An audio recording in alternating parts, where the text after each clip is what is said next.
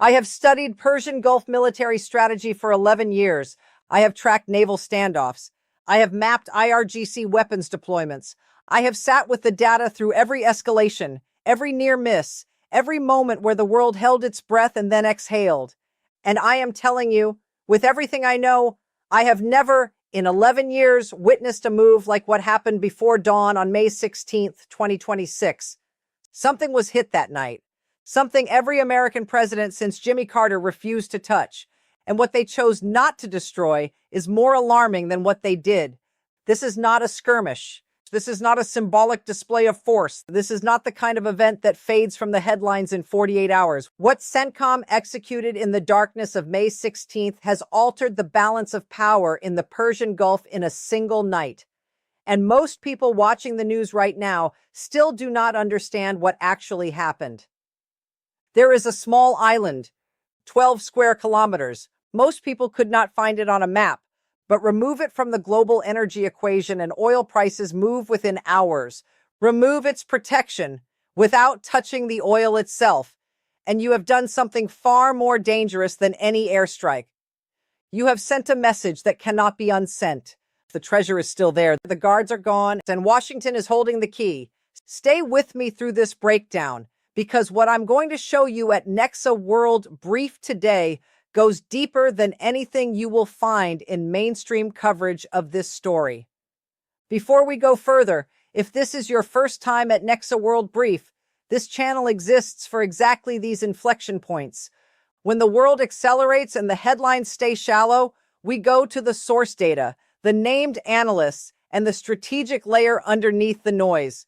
Hit subscribe right now and turn on notifications because this story is moving by the hour and I will be back with updates as they develop. Now, let's get into the facts. To understand the full weight of what happened on May 16th, you need one number, 90%. 90% of Iran's entire crude oil export capacity flows through a single island in the Persian Gulf, Kharg Island. Located approximately 25 kilometers off Iran's southwestern coastline, Kharg is not large. It is not famous, but according to the U.S. Energy Information Administration, Iran exports between 1.5 and 1.7 million barrels of crude oil per day, and almost all of it loads at Kharg's terminals. Translate that into money. The IMF has estimated Iran's oil export revenues at between 35 billion and 50 billion annually in recent years. That revenue is not going into schools or hospitals.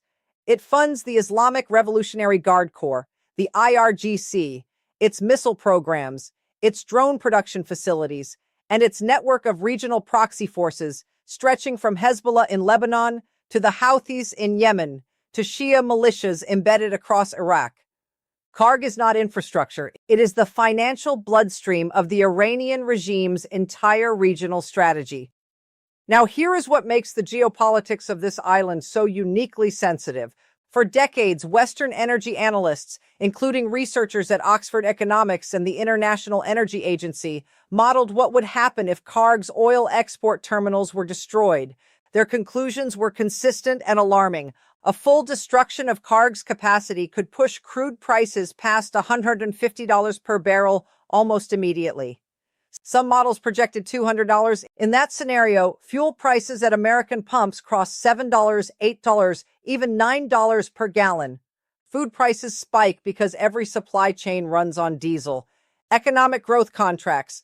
The president who ordered that strike faces a domestic political catastrophe within 60 days. That is why Carter walked away in 1979. That is why Reagan held back during the tanker war of 1988. Even after Iranian forces attacked American-flagged vessels in the Gulf. Not Carter, not Reagan, not either Bush, not Clinton, not Obama, not Biden. Not one of them touched Kharg Island until the morning of May 16th, 2026. But here is where the story takes a turn that changes everything, and it is the turn that almost no analyst is focusing on correctly. When American forces struck Kharg Island before dawn on May 16th, they destroyed military targets with extraordinary precision. Multiple long-range anti-ship missile batteries, gone. The underground IRGC command bunkers coordinating naval operations in the Gulf, hit with penetrating munitions, communications severed. Mine-laying facilities that Iran used to prepare naval mines for the Strait of Hormuz reduced to craters. Surface-to-air radar networks, hardened vehicle depots, defensive infrastructure built over years and billions of dollars systematically eliminated in under 90 minutes. And then the operation stopped. The oil storage tanks, among the largest in the Middle East, were not touched. The export jetties where supertankers docked to load Iranian crude, intact. The pumping stations and pipeline networks connecting Kharg to mainland Iranian oil fields completely operational. This is not a strike. This is a demonstration. This is not destruction. This is a loaded gun placed quietly on the table. According to commercial satellite imagery reviewed by analysts at the Center for Strategic and International Studies, the impact patterns show deliberate avoidance of every piece of energy infrastructure on the island. Dr. Michael Eisenstadt of the Washington Institute for Near East Policy has described this category of operation as graduated compellence, destroying the shield while leaving the treasure exposed, forcing the adversary to recalculate every future move under the shadow of what comes next. Washington has now positioned itself to hold Iran's oil economy hostage without pulling the trigger. The oil is still there, the terminals still function, but the IRGC can no longer defend them. Every supertanker loading at Kharg does so under American air dominance. Every barrel of oil that flows through those terminals now exists at Washington's discretion. And the question Tehran cannot answer tonight is, what does Phase 2 look like? Based on impact pattern analysis published by Planet Labs Satellite Imagery and assessed by the Institute for the Study of War, the May 16th operation involved multiple strike packages operating simultaneously across the island. The bunker complexes, where IRGC Naval Force commanders coordinated operations in the Gulf, show impact signatures consistent with GBU-57 massive ordnance penetrator munitions. The MOP is a 30,000-pound bunker-penetrating bomb. It is carried exclusively by the B-2 Spirit stealth bomber. Its sole operational purpose is destroying hardened underground facilities. The fact that it was used on Kharg tells you something critical. American planners knew the IRGC had dug deeper than previous assessments credited. The anti-ship missile batteries, including the coastal defense systems oriented toward the Strait of Hormuz, show strike patterns consistent with AGM-158 JASSM-ER cruise missiles, a standoff weapon with a range exceeding 900 kilometers. These were fired from outside Iranian airspace. Iran's air defense systems never had a targeting solution. Real-time intelligence support came from a combination of RQ-4 Global Hawk high-altitude surveillance drones, RC-135 rivet joint signals intelligence aircraft operating from Al Udeid Air Base in Qatar, and a layer of commercial satellite feeds integrated directly into CENTCOM's targeting network. According to a senior defense official quoted by Reuters, the precision of the targeting reflected months of pre-strike reconnaissance. Every defensive position on Kharg was mapped before the first missile left its aircraft. Multiple senior IRGC commanders responsible for Kharg's air defense coordination have not appeared publicly since the strikes. IRIB and Tasnim news agency, and both IRGC-aligned Iranian state outlets, initially claimed limited damage and a successful defense response. Those statements quietly disappeared from their own platforms within 6 hours. That silence is a data point. Following the strikes, President Trump issued a statement that left no diplomatic room for interpretation. According to White House press pool transcripts, Trump declared that if Iran continues interfering with freedom of navigation through the Strait of Hormuz, deploying submarines, mining shipping lanes, or harassing commercial vessels, the United States would, in his words, reconsider its decision to spare Iran's oil facilities. That is Phase 2, and Phase 2 means the oil tanks burn. The strategic logic is what analysts call coercive diplomacy, demonstrated capability paired with deliberate restraint, designed to force a rational cost-benefit recalculation by the adversary. Washington has shown it can reach Kharg. It has chosen not to finish the job. That choice is the pressure. Every day, Iran's leadership wakes up knowing that one decision, one submarine deployment, one mining operation in Hormuz triggers the economic kill shot. It is a power vacuum being created around Tehran's decision-making table. And power vacuums in geopolitics are where the most dangerous miscalculations happen. Here is the tactical development that has genuinely surprised military strategists, including retired Rear Admiral James Stavridis, former NATO Supreme Allied Commander, who commented on this publicly last week.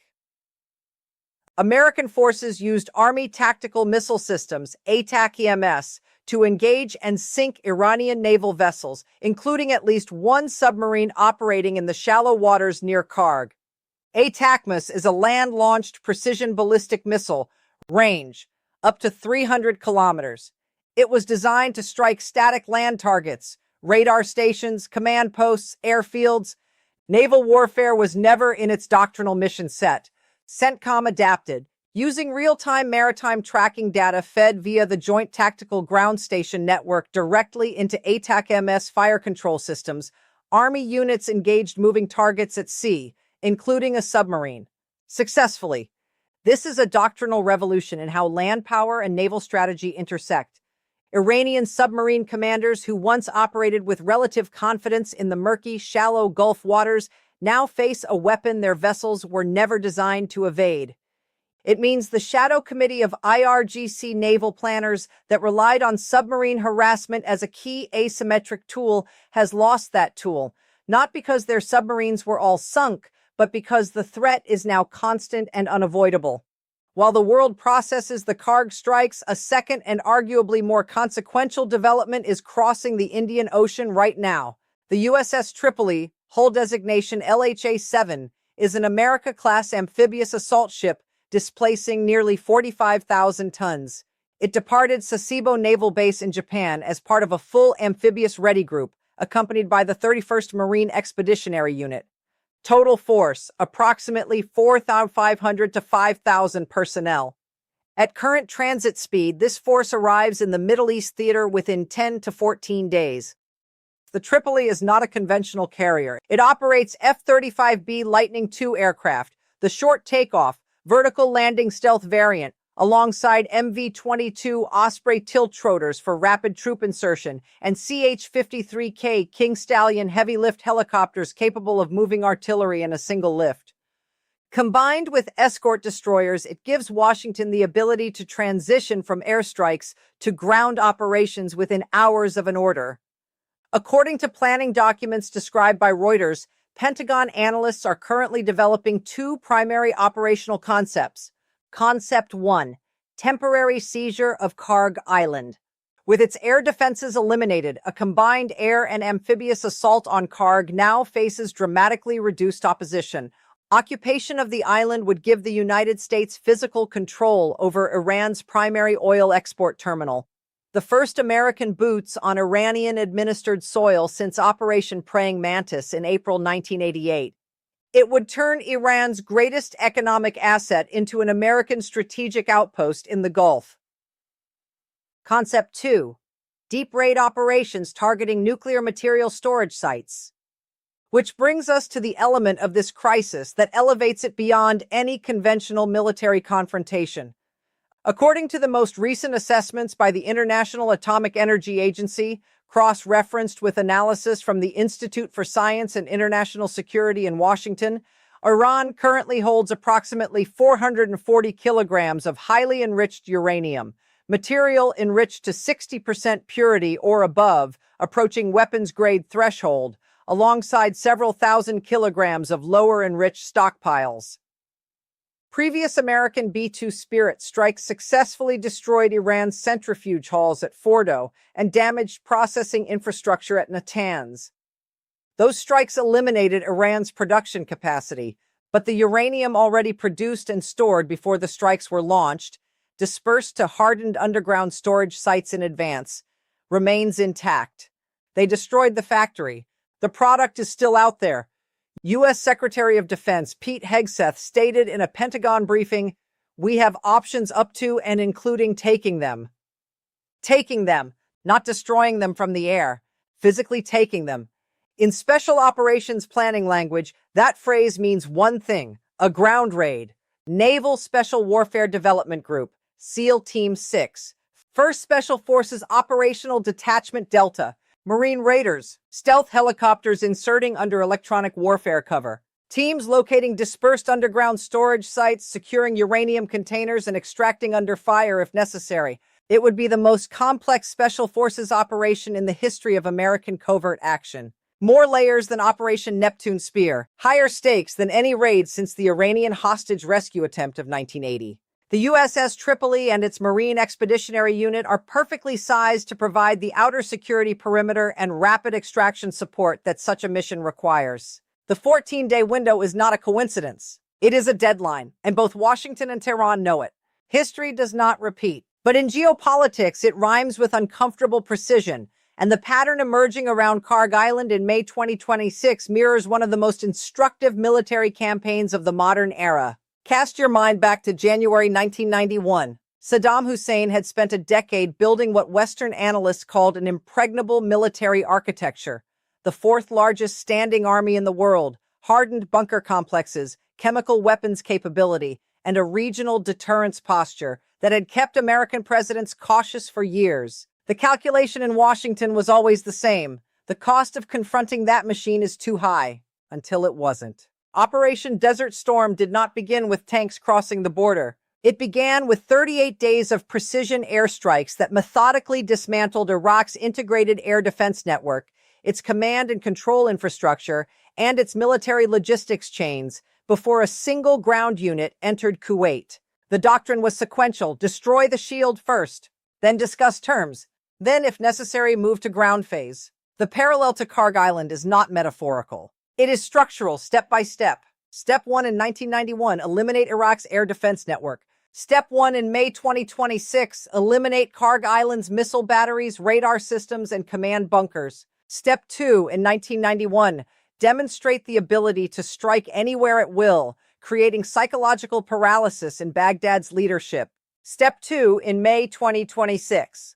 Leave the oil intact specifically to demonstrate that Washington controls the timeline of destruction, not Tehran. Step 3 in 1991. Deploy a massive ground force within visible range as leverage. Step 3 in May 2026.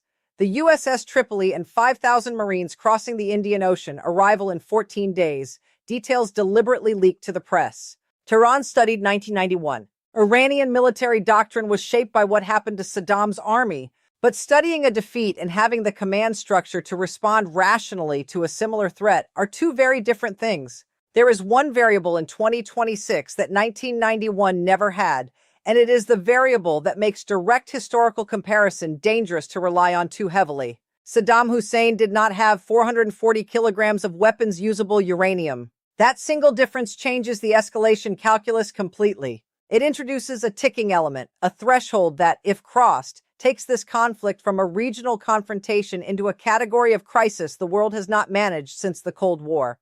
The map from 1991 tells us Phase 1 air dominance can be achieved quickly. What it cannot tell us is what happens when a cornered regime holds a nuclear card. Here is the current situation as of today. Kharg Island's military protection has been stripped. Iran's economic warfare capacity in the Gulf, its ability to credibly threaten shipping through the Strait of Hormuz, has been severely degraded. ATACMS has neutralized the submarine harassment threat. The oil sits exposed. At the center of Iran's leadership crisis is Mojtaba Khamenei, son of Supreme Leader Ali Khamenei, and according to senior Iranian affairs analyst Sanam Vakil of Chatham House, widely regarded as the de facto operational force behind the IRGC's hardline decisions. Mojtaba has not appeared publicly, not in video, not in audio, since the strikes. His office releases written statements only. For a regime that projects strength through visible leadership, that silence signals serious internal disruption. The IRGC's field commanders are in disarray. According to reporting by the Wall Street Journal's Middle East Bureau, several senior officers responsible for Kharg's defense are either confirmed dead or unaccounted for. Coordination between the regular Iranian army and the IRGC, never seamless, has become openly fragmented. On the battlefield, Iranian missile launch rates have dropped sharply over the past 13 days. Drone swarm operations, once Tehran's signature asymmetric tool, have declined dramatically. This is not restraint. This is depletion. Stockpiles built over years are being consumed faster than they can be replaced, while American interdiction operations block resupply routes. And then there is Oman. Oman has served for decades as the one neutral diplomatic corridor between Washington and Tehran, a country with no American military bases, trusted by both sides as a back channel. Iran recently struck Omani territory, not accidentally, deliberately. Attacking your own diplomatic lifeline is not a military strategy. It is a symptom of regime collapse. Different factions inside the Iranian Shadow Committee operating with conflicting threat assessments, making contradictory decisions, losing centralized coherence under existential pressure. A unified, rational leadership facing Phase 2 chooses the off-ramp. A fragmented leadership facing the same choice makes the desperate move. The USS Tripoli arrives in 14 days. That window, not a week from now, not a month from now, is when every option currently on every desk in Washington either executes or stands down. The most dangerous moment in this crisis is not behind us. It is 14 days ahead. Let me bring this to a precise point, not the broad strokes, not the usual will there be war framework that every other channel is pushing right now. Here is the specific question that I believe will determine the outcome of this entire crisis, and I want your reasoned analysis in the comments below. If Mojtaba Khamenei is genuinely incapacitated and the IRGC's senior command is fragmenting between hardline generals pushing for escalation and pragmatic factions pushing for a negotiated pause, is there a single figure inside Iran today with the authority, the legitimacy, and the strategic clarity to accept Washington's Phase 1 off-ramp before the USS Tripoli arrives? Because if the answer is no, Phase 2 does not become a choice. It becomes a consequence. The oil is still on Kharg Island. The uranium is still dispersed across hardened storage sites inside Iran. The Marines are crossing the Indian Ocean. And the window for a negotiated outcome narrows by the day. This is Nexa World Brief, and this is the level of analysis we bring to every story that matters. If this breakdown gave you clarity that you did not have before watching, hit like, share this with someone who needs to understand what is actually happening right now, and subscribe to Nexa World Brief for every major update as this crisis develops. Turn on notifications. We will be back the moment the situation moves. Stay sharp, stay informed. I'll see you in the next one.